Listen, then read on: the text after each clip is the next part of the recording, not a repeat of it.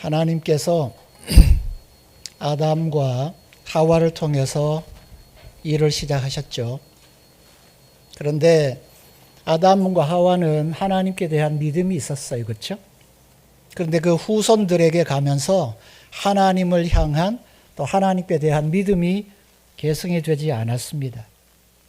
여러분 알듯이 노아 시대를 보면 노아와 그 가족 총 8명 외에는 지구상에 하나님을 아는 믿음이 없었어요. 안타까운 일이죠. 그러나 하나님은 포기하지 않으시고 노아와 그 가족을 통해서 세일을 시작하셨습니다. 특별히 노아를 통해서 그 장자되는 셈에게 축복을 하게 하시죠. 그런데 이 셈의 후손들도 보면 또 하나님을 향한 믿음이 없어져요. 세상에는 하나님을 아는 사람이 아무도 없어진 거죠. 언제까지? 아브라함까지. 그러니까 하나님께서 갈대아 우르 땅을 찾아가셨어요. 왜? 노아가 셈을 축복한 그 축복을 기억하셨고 셈의 후손을 통해서 다시 한번 하나님의 일을 또 하나님의 나라를 이루시기 위해서 직접 전도하러 가신 거예요. 갈대아 우르 땅에 있는 아브람, 그 이름의 뜻은 고귀한 아버지, 그런 뜻입니다. 고귀한 아버지. 한 가정을 위한 좋은 아버지죠. 열심히 일해서 가족들을 부양하고 또 자기의 어떤 재산, 또 자기의 어떤 생업을 꾸려나가는 그런 가정을 위한 아버지, 그런 의미가 있다고 봐요. 만약에 여호와 하나님께서 아브라함을 찾아가지 않으셨다면 아브라함은 하나님을 모르죠. 왜? 그 아버지 데라는요, 하나님을 섬기는 자가 아니었어요. 여호수아에서 보니까 데라는 다른 신을 섬겼다 그랬습니다. 아버지가 다른 신을 섬기면 그 자녀들은 거의 그 다른 신을 조차 섬기죠. 그러니까 하나님을 모르는 거죠. 그러나 하나님께서는 창세전에 예정하신 기쁘신 뜻을 조차 아브라함을 선택해 두셨기 때문에 그를 찾아가셔서 복음을 전하시고 그를 하나님의 사람으로 삼은 거죠. 이것이 뭐예요? 은혜입니다. 여러분 한번 돌아보세요. 내 자신이 또 우리 가정이 어떻게 예수님을 믿게 되었나요? 동일하죠? 하나님께서 창세전에 미리 예정하신 그 뜻 따라서 하나님 시간에 하나님 때에 어떤 사람을 통해 우리에게 복음을 전하게 하셨고 그래서 예수 그리스도를 믿어 구원받고 하나님의 자녀가 된 거 아닙니까? 그러니까 하나님께서 우리를 예정하시고 택하시고 그분의 때에 부르셨다는 이것은 우리가 어떤 자격을 가졌기 때문이 아니라 전적인 하나님의 은혜라는 거죠. 그러니까 아무도 내 잘난 맛을 하나님 앞에 자랑할 수가 없는 거예요. 여러분 어떠세요? 하나님께서 나를 부르셔서 자녀 삼으셨다는 그것 은혜인가요? 정말 감사합니까? 그럼 그 은혜를 우리가 갚아야죠. 어떻게 갚아요? 여러 가지 방법이 있죠. 사도 바울도 예수 그리스도를 믿는 신자들, 교회를 목숨을 다해서 핍박을 했잖아요. 근데 마침내 예수 그리스도께서 그에게 나타나셔서 죽어야 마땅한 자인데 살리시고 또 그에게 직분을 맡기셔서 충성하게 하셨잖아요. 고린도전서 1장 26절에 보니까 바울의 고백이 이렇게 있어요. 읽어드릴게요. 형제들아 너희를 부르심을 보라. 육체를 따라 지혜로운 자가 많지 아니하며 능한 자가 많지 아니하며 문벌 좋은 자가 많지 아니하도다. 그러나 하나님께서 세상에 미련한 것들을 택하사 지혜 있는 자들을 부끄럽게 하기로 하시고 세상에 약한 것들을 택하사 강한 것들을 부끄럽게 하려 하시며 하나님께서 세상에 천한 것들과 멸시받는 것들과 없는 것들을 택하사 있는 것들을 폐하려 하시나니. 이것이 하나님의 부르심이고 이것이 하나님의 택하심이라는 거죠. 오늘 이 아침에 우리 모두가 다시 한번 하나님께서 이 많고 많은 세상의 사람 중에 창세전에 나를 택하시고 예정하시고 그분의 때에 나를 부르셔서 예수 그리스도를 믿어 구원받게 하셨다는 이것이 놀라운 일이고 하나님의 엄청난 은혜이라는 것을 꼭 기억하셨으면 좋겠습니다. 방금 우리가 봉독한 본문의 말씀에 보면 여호와 하나님께서 친히 찾아오셔서 다른 신을 섬기는 자의 아들인 아브라함을 부르셨다고 그랬어요. 하나님께서 어떤 사람을 부르실 때는 반드시 목적이 있습니다. 그렇죠? 그냥 부르신 게 아니에요. 분명한 그분의 목적과 그분의 뜻이 있기 때문에 우리 한 사람 한 사람을 찍어 부르셨다는 거예요. 그러니까 75억 정도 되는 이 세상의 사람들 가운데 하나님께서 신동훈이라는 사람을 딱 집어, 그죠? 집게로 딱 집어 끄집어낸 거예요. 이게 선택했다는 말이에요. 그냥 부르신 게 아니란 말이에요. 지명해서 부르셨다. 여러분 모두도 그 중에 한 사람인 것을 기억한다면 감사하죠. 우리가 잘 아는 말씀대로 오늘 본문 12장 2절에 보면 하나님께서 아브라함을 부르셨는데 분명한 목적이 있단 말이에요. 한마디로 말하면 왜 부르셨어요? 하나님의 예정하심 때문에 부르셨는데 부르신 목적이 뭐예요? 복을 주시려고. 아멘. 하나님께서 저와 여러분을 이 시대에 부르신 이유도 뭐예요? 복을 주시려고. 기분 좋습니까? 우리 복은 좋잖아요. 하나님은 왜요? 그분은 복을 주시는 분이거든. 복의 근원이시거든. 이 세상 사람들이 다 갖고 싶어하는 그 모든 복을 그분은 이미 가지고 계시거든요. 그래서 2절에 보면 중요한 말이 있어요. 그 말이 뭐냐 하면 중간에 내게 복을 주어 이 말입니다. 히브리 말로 보면 복을 준다. 그 말은 바라크 이런 뜻이 이런 단어를 써요. 근데 그 의미가 뭐냐 하면 유익한 능력을 부여하다. 왜? 그런 능력이 없으니까 하나님께서 우리 부르신 자, 믿는 자에게 복을 주신다 하는 그 말은 내게 없는 능력을 주신다는 그 말이에요. 어떤 능력을 주셔요? 성공할 능력. 우리는 스스로 성공할 수 없습니다. 하나님께서 우리를 복 주셔야 성공할 수 있어요. 아무리 우리가 계획을 잘 세우고 돈이 있고 사람이 있고 해도 하나님께서 복을 주지 않으시면 스스로 성공할 수 없습니다. 아멘. 그리고 번창하고 번성하고 번영할 능력을 주시는 거예요. 하나님께서 복을 주셔야 믿는 자들이 부자가 돼요. 하나님께서 복을 주셔야 유명 인사가 된다고요. 이름이 창대하다, 유명인이 된다 말이죠. 그러니까 복을 받아야죠. 그리고 하나님이 복을 주신다. 그 말에는 하나님께서 출산할 능력을 주시는 거예요. 요즘 보면 신혼부부들 중에 참 아쉽지만 임신이 어려운 부부가 많잖아요. 그렇죠? 근데 우리가 하나님께 기도할 수 있는 건 뭐예요? 하나님은 불임 여성에게도, 그죠? 가임이 어려운 그런 여성에게도 출산할 능력을 주신다. 왜? 그분은 복 주시는 분이니까. 그 예가 있잖아요. 아브라함의 아내 사레는 불임이에요. 그런데 어떻게 돼요? 하나님께서 그에게 복을 주셔서 출산하게 하시잖아요. 그렇죠. 그러니까 큰 민족이 되는 거죠. 그리고 장수하게 하는 능력도 주십니다. 우리 스스로 장수할 수 없죠. 하나님께서 복을 주셔야 우리가 장수할 수가 있는 거죠. 이렇게 보면 사람이 가지고 있지 않은 그런 능력을 하나님께서 복을 주시는데 성공할 수 있는 능력도 주시고, 번영하게 하는 능력도 주시고, 출산할 능력도 주시고, 장수할 능력도 주신다. 이 의미들이 바라크라는 그 단어에 포함되어 있는 거죠.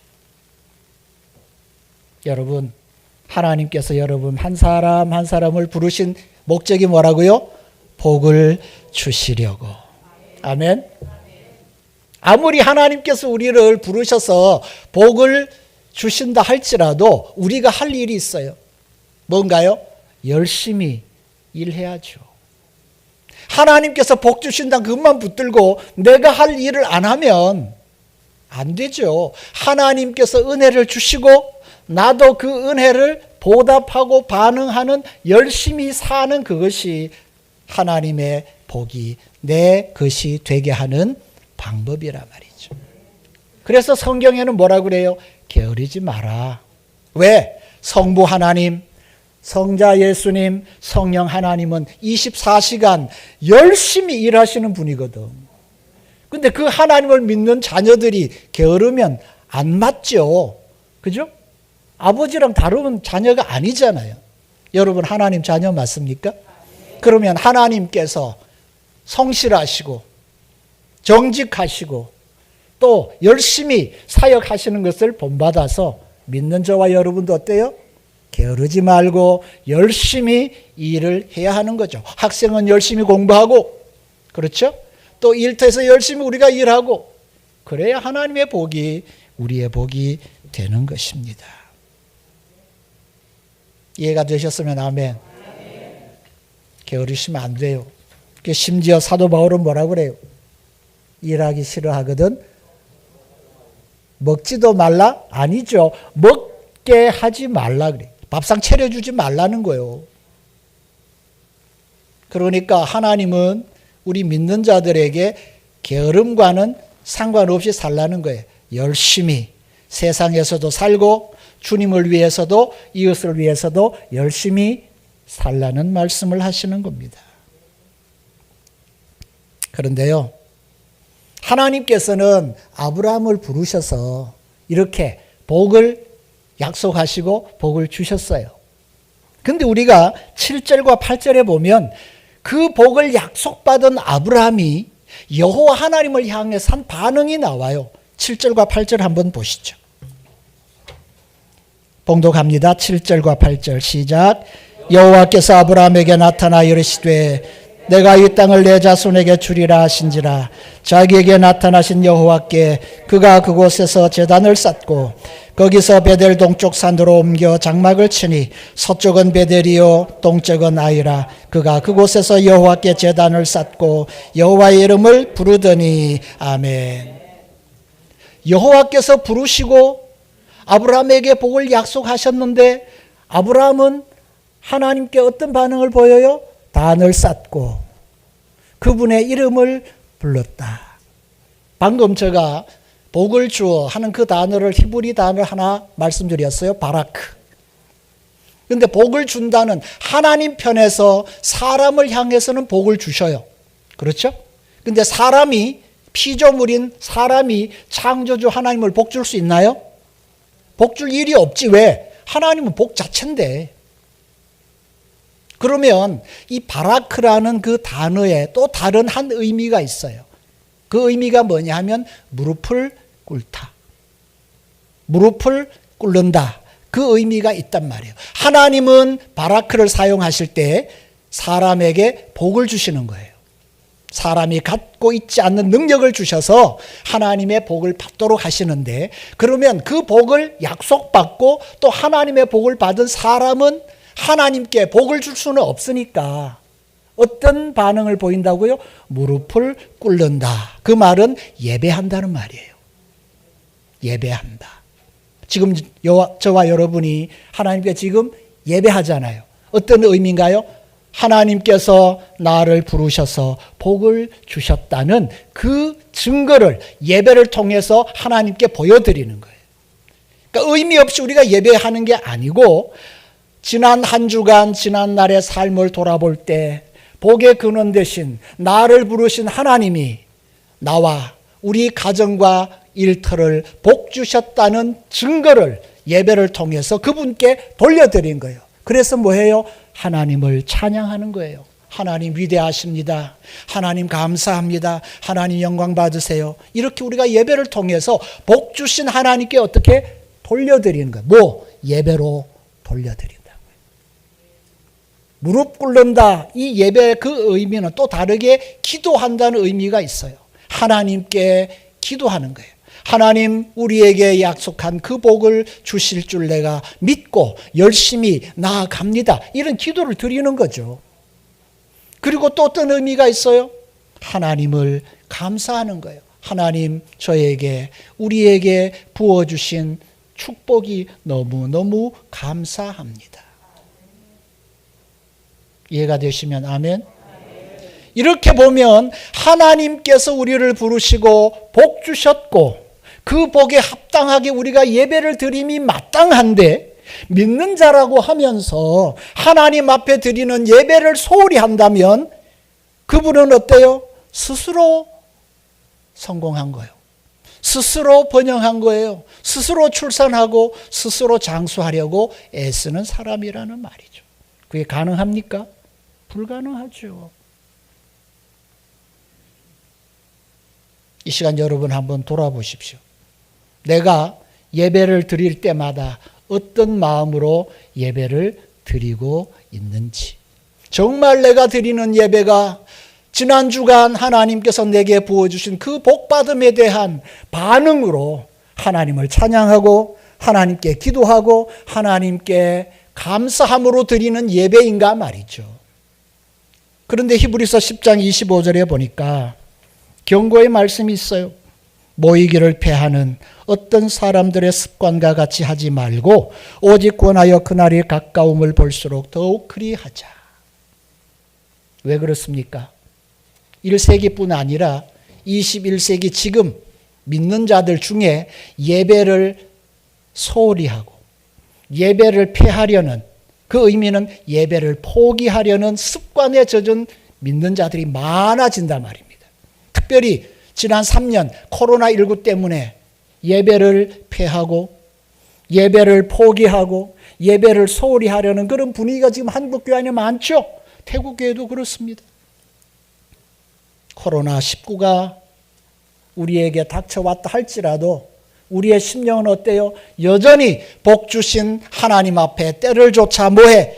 예배하는 일에 더 열심을 내셔야 마땅하다. 아멘.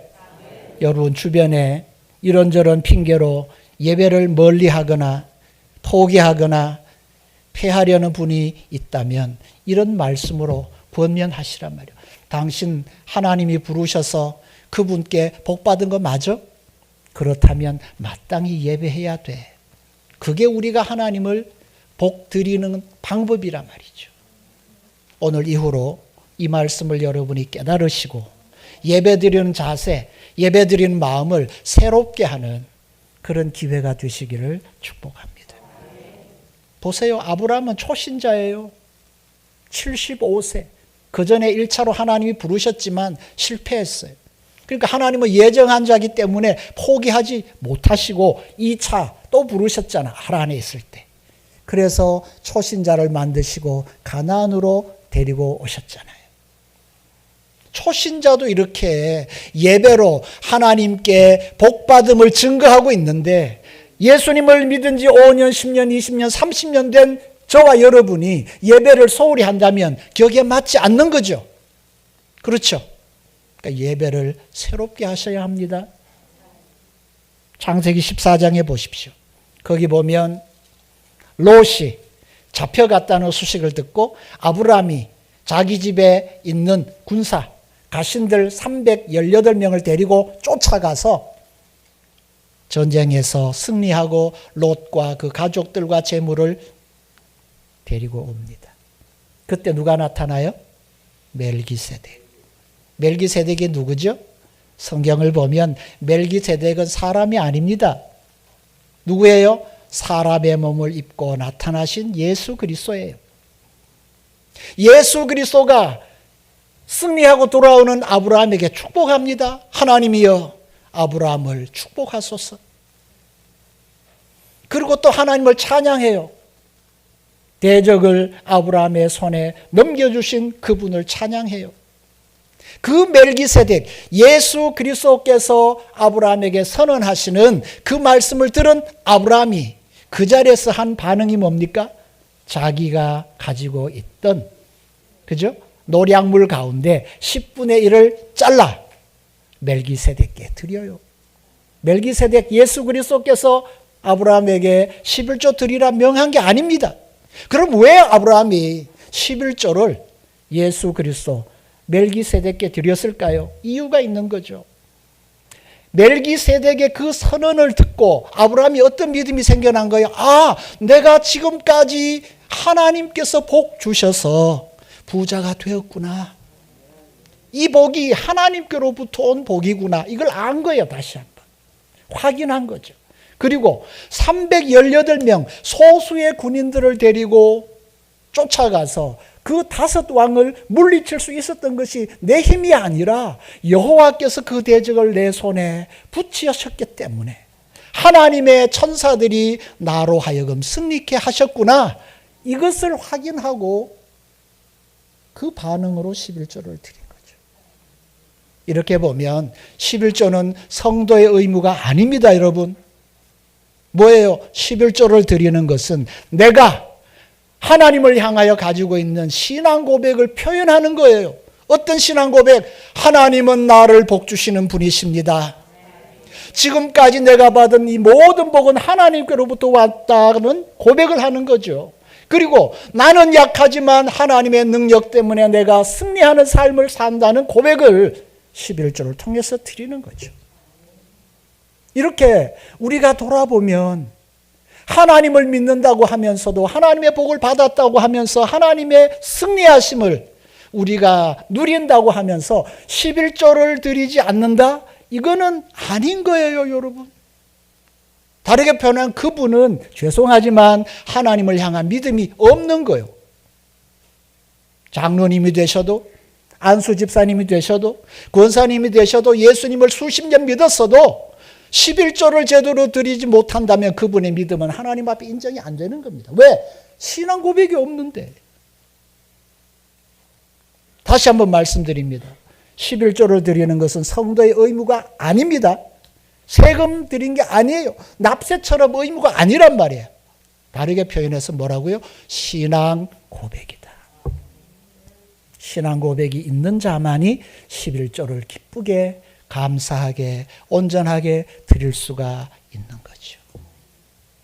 이런 은혜가 여러분께 있기를 바라요. 자, 2절을 우리가 봤습니다. 그죠? 하나님이 아브라함을 부르셔서 그를 복 주셨다. 감사하죠? 마찬가지로 하나님이 저와 여러분을 부르셔서 복 주셨죠? 감사하잖아요. 그런데 여기서 그치면 안 돼요.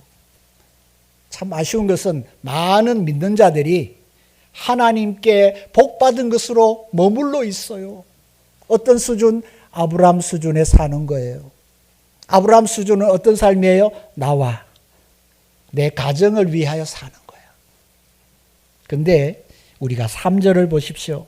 2절 후반부터 보시면 하나님은 이미 아브라함을 부르실 때 아브라함이 평생 아브라함으로 살라고 원하신 게 아니란 말이에요. 하나님을 부르실 때 그분은 설계도를 갖고 계셨어. 청사진을 갖고 계셔서 아브라함이 이제는 격을 높여서 업그레이드 되어서 아브라함으로 살기를 원하셨던 거죠.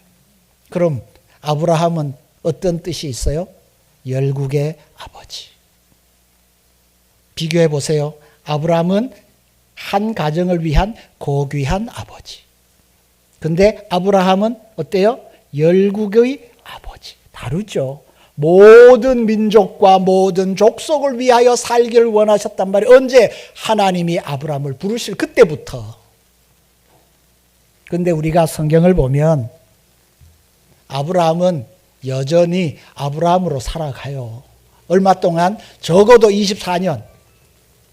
창세기 17장에 보시면 여호와께서 아브라함에게 또 오셨어. 그죠? 그래서 하신 게 뭐예요? 아브라함의 이름을 바꾸세요. 뭐라고? 이제는 아브라함 부르지 마. 쓰지 마. 이제는 아브라함이라고 부르고 살아. 왜? 아브라함을 부르실 때 아브라함처럼 살기를 원하셨는데 아브라함은 여전히 24년 동안 아브라함으로만 살아왔거든요.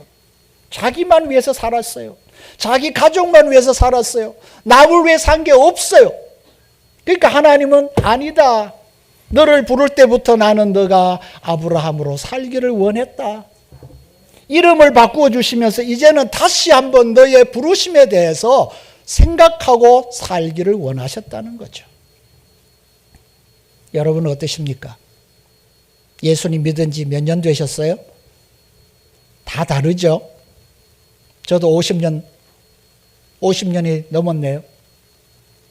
그러면 우리가 주님의 부르심을 받은 그때부터 지금까지 내 삶의 수준이 정말 격이 높아졌는가 말이에요. 여전히 나와 가정을 위하여 산다면 그분은 죄송하지만 아브라함과 같은 신자입니다. 그런데 내 삶의 수준이 믿을수록 높아져서 하나님을 위하고 이웃을 위하여 사는 삶으로 나아가고 있다면 그분은 어때요? 아브라함이 아니라 이제는 아브라함처럼 살아가는 격이 있는 신자가 된단 말이죠. 여러분 어때요? 이 시간 한번 하나님 앞에서 내 자신을 돌아보시면 좋겠어요. 하나님께서 창세기 17장에 아브라함에게 이름을 아브라함으로 바꿔주셨음에도 아브라함은 그렇게 못 살아요. 언제까지? 이삭을 모리아산에 바칠 때까지. 적어도 여호와께서 아브라함을 부르셔서 40년 정도 지난 후에야 아브라함은 이제 하나님의 뜻을 깨닫고 다른 사람들을 위하여 생각이 열리는 거죠. 창세기 22장 18절에 보니까 하나님께서 아브라함에게 이렇게 말씀하세요. 또 내 씨로 말미암아 천하 만민이 복을 받으리니 이는 내가 나의 말을 준행하였음이니라. 믿음의 조상 아브라함이라고 부른 것은 창세기 22장을 두고 하는 겁니다. 12장과는 관계가 없어요. 17장 관계가 없어요. 14장 관계가 없습니다. 22장에 아브라함의 믿음이 클라이막스 최정점에 올랐을 때 하나님께서 이제야 너가 나를 경외하는구나, 나를 사랑하는구나 인정하시고 다시 한번 부르실 때 주셨던 그 사명, 그것을 확인해 주신 거예요. 뭐예요? 내 씨로 말미암아. 그 내 씨는 누구를 가리킵니까? 장차 오실 예수 그리스도를 말씀하는 거죠. 아브라함을 예수 그리스도의 조상 삼겠다는 거예요. 아브라함을 통해서 이스라엘 족속을 만드시고 유다를 통해서 장차 오실 예수 그리스도를 예비하게 하시는 그 복을 주시는 거죠. 하나님께서 아브라함을 부르실 때는요, 축복하시는 목적뿐 아니라 한 가지 더 뭐예요? 사명까지 주셨다는. 왜 하나님이 저와 여러분을 부르셔서 복의 복을 주셨을까요? 사명을 위함이라는 거죠. 사명. 어떤 사명? 나와 가정을 위해 존재하는 것이 아니라 하나님과 이웃을 위한 존재로 살라는 것이죠. 그렇게 사시기를 축복합니다. 2절 잠깐 볼까요? 2절 말씀을 보시면 3절. 너를 축복하는 자에게는 내가 복을 내리고 너를 저주하는 자에게는 내가 저주하리니, 그 말씀 중에 내가 저주하리니, 너를 축복하는 자에게는 내가 복을 내리고 너를 저주하는 자에게는 그 저주와 그 다음에 있는 내가 저주한다. 이 같은 한글에는 같은 저주라는 단어가 있는데 히브리어를 보면 단어가 달라요. 어떤 단어가 되는가 하면 너를 저주하는 자에게는, 이 저주는 어떤 뜻이냐면 하찮다, 시시하다, 보잘것없다, 이런 뜻이에요. 그러니까 하나님께서 아브라함을 부르셨기 때문에 아브라함은 이제 복덩이가 된 겁니다. 그죠? 왜? 하나님 때문에 복이 된 거예요. 근데 아브라함과 관계하는 자 중에 두 부류가 있겠죠. 어떤 사람은 아브라함을 축복하는 게 복을 주는 거예요. 이거는 좋아요. 근데 어떤 사람들은 아브라함을 볼 때 가나안 주민도 그랬겠지. 너는 하찮아. 너는 보잘것없어. 너는 시시해. 소위 말해서 아브라함을 멸시하거나 천대하거나 그렇죠? 깔보거나 업신여기거나 어떤 기준에서 하나님께서 아브라함을 보실 때 그 기대치가 있단 말이에요. 하나님이 예정을 따라 아브라함을 부르셨죠. 그리고 그에게 복을 주신 복덩이인데 아브라함 주변에 있는 어떤 사람들은 아브라함을 그렇게 보아주지 않는 거예요. 너는 우리 보기에 하찮은 존재야. 시시한 존재야. 보잘것없어. 중요한 존재가 아니야. 이렇게 멸시하고 업신여기는 자들은 하나님께서 저주하신다 그랬잖아요. 어떤 저주가 그에게 임해요? 그가 아브라함을 저주하는, 그러니까 하찮게 여기고 시시하게 여기고 보잘것없다고 여기는 그 사람에게 하나님이 저주하셔서 그 사람이 그렇게 되도록 하신단 말이죠. 이해가 되십니까? 그러니까 저와 여러분이 이 세상에 사는 동안에 두 가지 역할이 있어요. 나와 좋은 관계를 갖고 나를 복주는 자는 그 복이 그에게 임해. 그러나 반대로 나를 볼 때 세상 사람들이 아니면 믿는 자들이 하찮게 여기고 업신여기고 멸시하고 깔보고 중요하지 않다고 말할수록 그는 하나님께 그런 자리에 돌아가게 된단 말이죠. 여러분, 우리가 말을 조심하셔야 합니다. 교회 생활 중에, 가정에, 또 우리가 사회생활 하는 중에 나는 복덩이에요. 왜? 하나님이 내게 복을 주셨기 때문에. 그러니까 나 때문에 다른 사람이 복을 받게 해야 되는데 원치 않게 나와 관계된 어떤 사람들이 우리를 향해서 자꾸 부정적으로 말을 할수록 하나님께서 그 말을 들으시고 그에게 그것이 임하도록 하시니까 너무 안타까운 일이죠. 부부 간에, 또 부자 간에, 친구 간에, 교우 간에 말 조심하셔야 합니다. 하나님이 듣고 계세요. 이거는 소극적인 방법이죠. 3절, 그렇죠? 후반에 땅의 모든 족속이 너로 말미암아 복을 얻을 것이라. 이것이 중요합니다. 하나님께서 아브라함을 부르셔서 복을 유명 인사가 창대하게 하신 목적이 어디에 있다고요?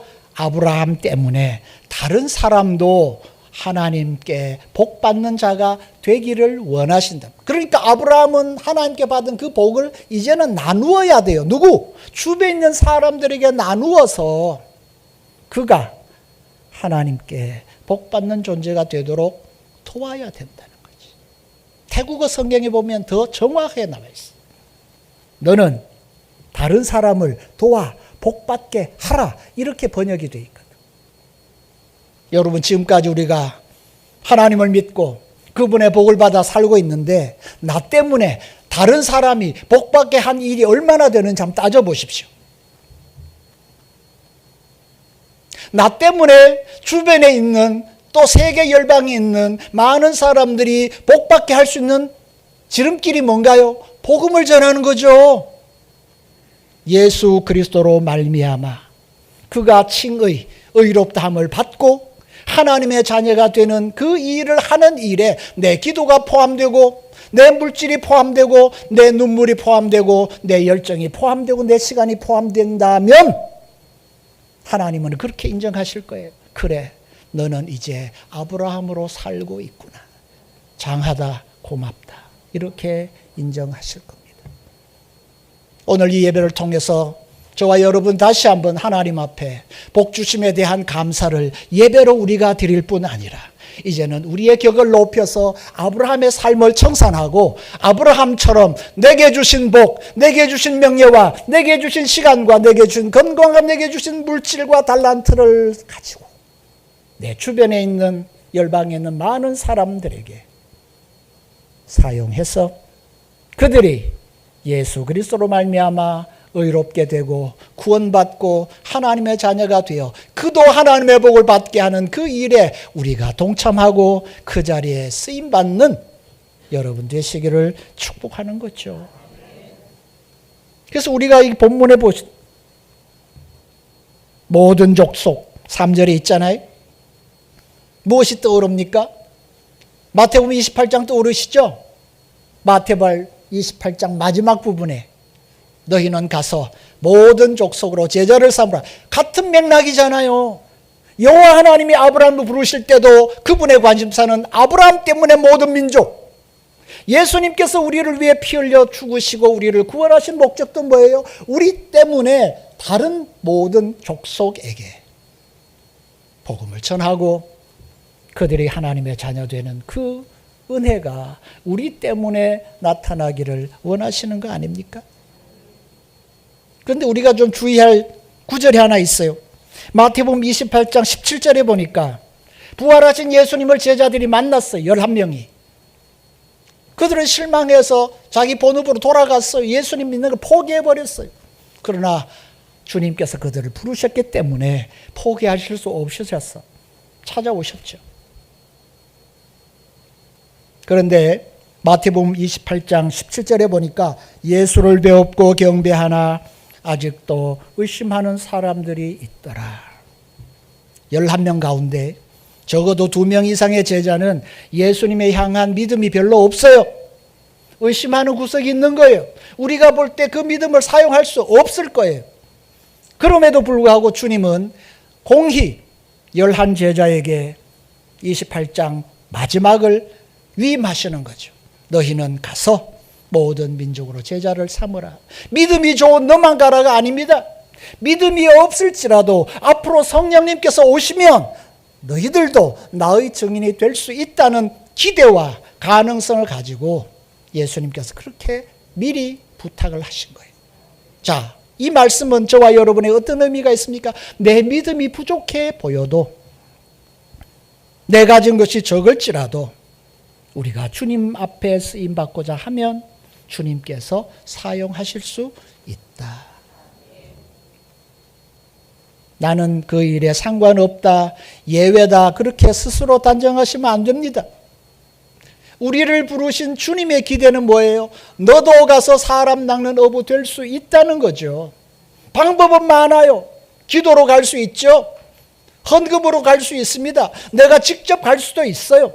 여러 가지 방법이 있는데 어떠한 방법으로든지 나 때문에 국내에 있는, 해외에 있는 다른 영혼이 예수 그리스도를 믿어 하나님께서 주시는 그 복을 받아 누리게 하는 그 일에 포함되어 있다면 저와 여러분은 21세기를 사는 아브라함처럼 하나님 앞에 인정받을 수 있다는 거죠.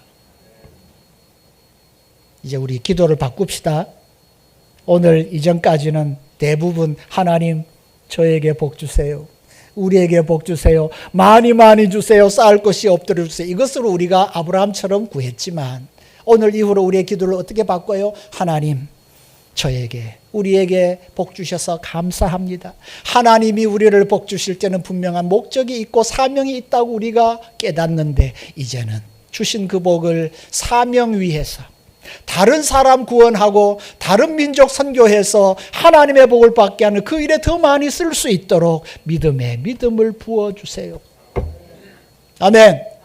현덕교회가 지금까지도 전도하는 일, 선교하는 일을 많이 하셨어요. 그런데 더 하셔야 돼. 왜? 복을 많이 받았는데 이 정도 하면 안 되지. 그렇죠? 더 많이 하셔야지. 감사해요. 우리 이영식 목사님 네 분 2년에 한 번씩 목회자 훈련을 오셔서 강사로 섬겨주시고 또 여러분들이 시간마다 기도하시고 후원해 주셔서 참 사역의 열매들이 많이 나타나고 있어요. 30년째 저희가 태국에 사는데요. 작년 연말에 2기 수료한 우리 찰럼 전도사님이 이제 저를 만났어요. 이런 간증을 하는 거예요.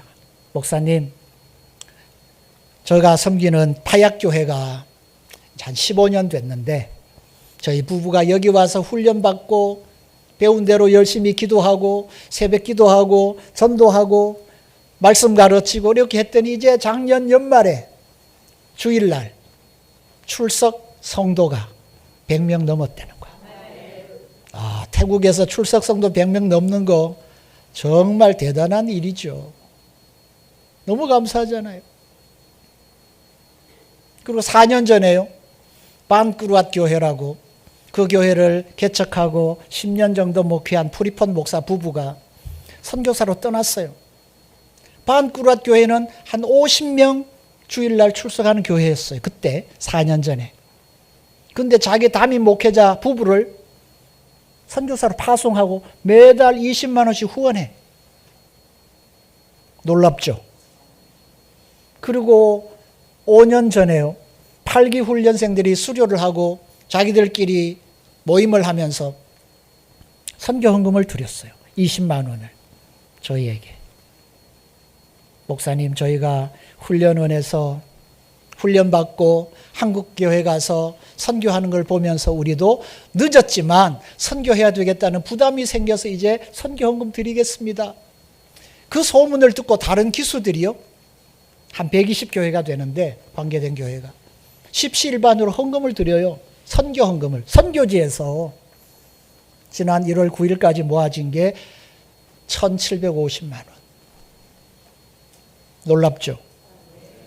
그래서 저희가 지난 1월 17일 날 목회자 훈련원 선교회를 조직했어요. 그리고 이제 2023년 12월 말 전에 목회자 훈련원 선교회 이름으로 제1호 태국인 선교사를 파송할 겁니다. 그리고 기도할 거예요. 앞으로 하나님이 힘 주시면 2호, 3호 이렇게 태국인 선교사를 파송할 거예요. 단독으로는 어려워요. 연약하니까. 그러나 5교회, 10교회, 20교회가 연합하면 선교사 파송하고 후원할 수 있거든요. 감사한 것은 하나님께서 저희를 통해서 그 일을 이루게 하시니까 여러분께도 감사하죠. 그래서 이제 저와 아내가 3월 10일 날 돌아가는데 이제 9년 남았거든요. 은퇴할 때까지. 하나님께 그런 기도 드립니다. 하나님, 저희 부부를 은퇴할 때까지 태국교회를 좀 더 선교 도전을 하고 선교 동원을 해서 태국교회가 늦었지만 하나님 앞에 기뻐하시는 교회, 선교하는 교회로 더 많이 변화될 수 있도록 저희를 사용해 주시고 태국교회가 선교하는 일에 동참함으로 정말 약속하신 하나님께 함께 하시는 임마누엘의 현장 그런 교회들이 더 많아지게 해 주십시오. 여러분 그런 기도 제목을 드리는 거니까 들으시고 기도해 주세요. 저희는 너무 감사해요. 하나님께서 그런 열매를 보게 해 주셨으니까. 저희가 뭐 잘나서 된 게 아니죠. 하나님의 은혜고 현덕교회 우리 이 목사님 네 분과 성도님들이 기도하고 후원해 주시는 그 일이 포함되어 있어서 함께 연합해서 이 아름다운 보고를 드릴 수가 있다고 믿습니다. 기도해 주세요. 또 여러분도 더 많이 복을 받으셔서 하나님을 위해, 이웃을 위해, 전도를 위해, 선교를 위해 잘 쓰시고 하나님 앞에 섰을 때 그래, 너는 참 아브라함처럼 살다 왔구나. 그런 인정받고 그분의 상급받는 여러분 다 되시기를 주님의 이름으로 축복합니다. 우리 같이 한번 기도드릴까요?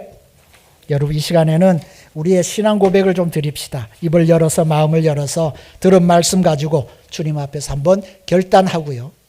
주님께 한번 개인 기도 드리면 좋겠습니다. 하나님 감사합니다. 말씀 주셔서 감사합니다. 하나님 예정해 주심으로 우리를 부르셔서 감사하고 구원해 주셔서 감사하고 축복 주셔서 감사합니다. 축복 주시려고 부르셨지만 그러나 그 축복 주심이 사명을 위한 것임을 깨닫습니다. 나를 위해서 살고 가정을 위해서 살았으나 앞으로는 하나님 위해 살고 이웃을 위해 살고 전도 위해 살고 선교 위해 살며 하나님 나라의 별과 같은 존재들 다 될 수 있도록 현덕교회를 축복하여 주시옵고 믿음을 더하여 주시옵소서. 감사합니다. 헌신합니다. 이끌어 주옵소서. 예수님의 이름으로 기도합니다. 아멘.